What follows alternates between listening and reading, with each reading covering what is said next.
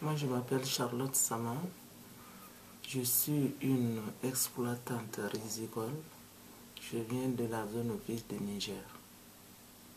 Je suis dans une organisation qu'on appelle le SEXAGON, le syndicat des exploitants agricoles de l'office de Niger.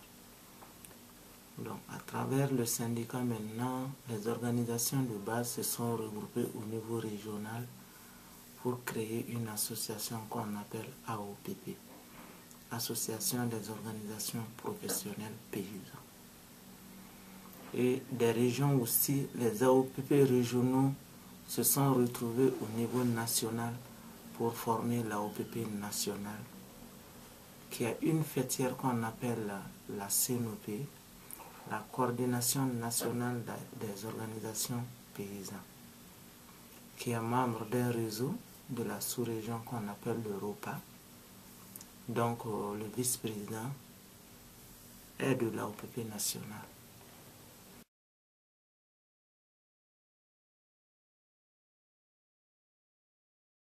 Concernant le problème de l'accaparement des terres dans la zone office du Niger, parce que nous les paysans, les organisations paysannes qui sont à la base, on a vu des activités qui sont menées par l'office sur le terrain à notre insu. Parce qu'on n'est pas associé à l'élaboration de ces projets. Donc là maintenant, bien avant ça, on avait vu que l'office du Niger faisait tout pour nous, sans nous. Donc sûrement, ça a été contre nous. Parce qu'il y a un proverbe qui dit que tout ce qu'on fait pour toi, sans toi, ce sera contre toi. Donc là maintenant, c'était d'abord la mise en place des responsables paysans au sein des instances. Parce que l'office du Niger étant comme notre intermédiaire, donc faisait tout au nom du gouvernement, à son nom, et puis il désignait des gens aussi au nom des paysans qui allaient parler à notre nom. Donc ces gens-là ne parlent pas le langage paysan. Comme ils ont été choisis par l'office, ils sont obligés de tenir le langage de l'office. Donc voilà pourquoi nous on a jugé nécessaire à ce que nous-mêmes les paysans, nous puissions choisir des gens qu'on appelle les délégués paysans et puis les mettre en contact avec l'office à notre nom. C'est ça même qui a poussé que le SEXAGON a été créé. Donc on a fait ce combat pour pouvoir mettre en place des organismes paysans au sein des instances de gouvernement. Maintenant, ce combat a réussi. Donc, on n'a pas lâché, ça c'était depuis dans les années 96, on n'a pas lâché. Maintenant, concernant ce qui est le film, là aussi on a vu que tant qu'on ne se donne pas la main pour faire ce mouvement-là, le gouvernement est en train de faire de plus en plus pire. Parce que c'est pas maintenant que le gouvernement a commencé, mais on croyait qu'il allait mettre fin à cela. Avec l'arrivée des Chinois qui sont venus, nous les paysans, on a regardé comme ça, on ne sait pas comment ils sont venus.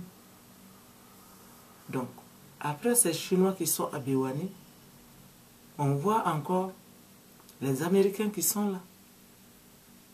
Et la Libye qui est là.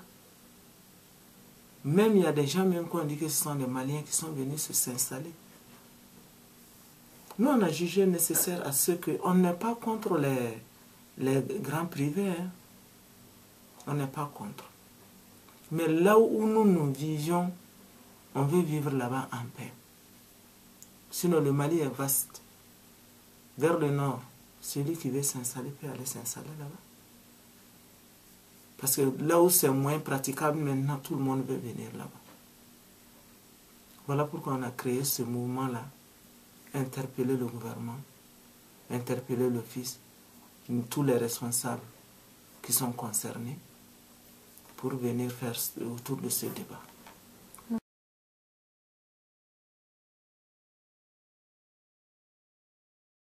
D'abord, l'Office du Niger, c'est un système que l'État français a mis en place. C'était pour d'abord faire du coton et puis pour l'industrie et puis faire de riz maintenant pour la consommation. Et puis dans l'avenir maintenant pour que la zone puisse prendre toute la sous-région en riz. Mais l'objectif n'a pas été atteint parce que depuis 1947 à 1960, quand les Français sont partis, les terres aménagées sont restées comme ça. On n'a pas eu d'autres terres qui ont augmenté. Et pourtant, les familles s'agrandissent de fur et à mesure. Donc là, au lieu que le gouvernement pense à sa population, aménager ces terres données à sa population, même si c'est pour payer, tout le monde sait que rien ne se fait cadeau gratuit aujourd'hui. Les paysans aussi allaient payer ça. Comme actuellement, nous sommes en location avec l'office. Celui qui n'arrive pas à payer ta redevance à nous, après ta production, il prend ces terres et donne à une autre personne. Il y a ce système qui devait se faire aussi dans le nouveau aménagement. Il pouvait aménager ça, donner. Celui qui n'arrive pas à payer seulement, il prend ses terres. Cela n'a pas été comme ça.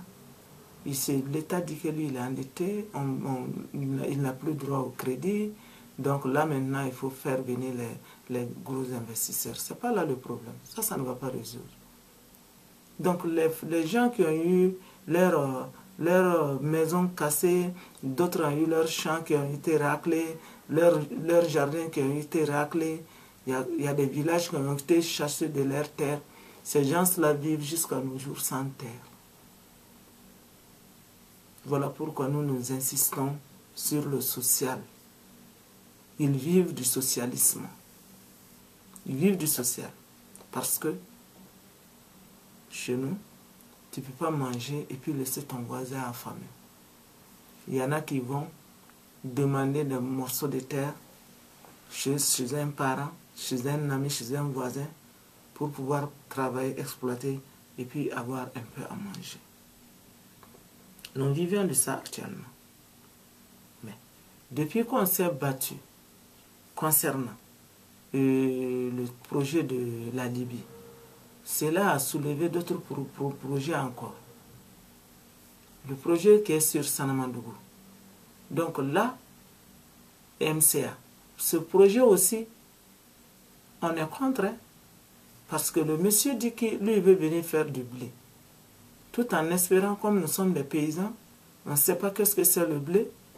Si on dit le blé seulement, on va céder parce qu'on ne sait pas que ça c'est quelle production, on n'a jamais vu. Donc voilà la cause pourquoi le gouvernement a cédé cette terre. Moi-même, j'ai été voir de mes yeux. Le monsieur n'a pas fait du blé. Il a fait la semis à volaille et semis à voler avec du riz. Moi-même, j'ai vu ça. Les gens de ces terres-là sont là. Tout en ne voulant pas quitter leur terre. On a fait amener des militaires pour les faire quitter leur terre par force, les frapper, tuer d'autres. On a frappé des femmes qui ont eu de fausses couches. Et jusqu'à nos jours, il y a des responsables de ce village qui sont toujours en prison. Nous, on se demande où est-ce qu'on s'en va avec ce rythme-là. Voilà pourquoi on a fait ce forum. Donc peut-être à travers ce forum maintenant, on aura maintenant des satisfactions. Donc, quelques 10 mois après le forum, la Libye a eu ses problèmes. Maintenant, on est là, tout le monde est là. On ne sait pas ce qu'on va faire de ce projet maintenant. C'est la Libye, nouveau Libye qui va continuer le projet. On ne sait pas parce que nous, on ne connaît pas le fond du problème, du projet. C'est le Mali qui va pouvoir en profiter. Nous, on ne sait pas jusqu'à présent. Ce qui est sûr, les terres du Mali, surtout les terres de la zone office du Niger, sont maintenant pour les riches et non pour les pauvres.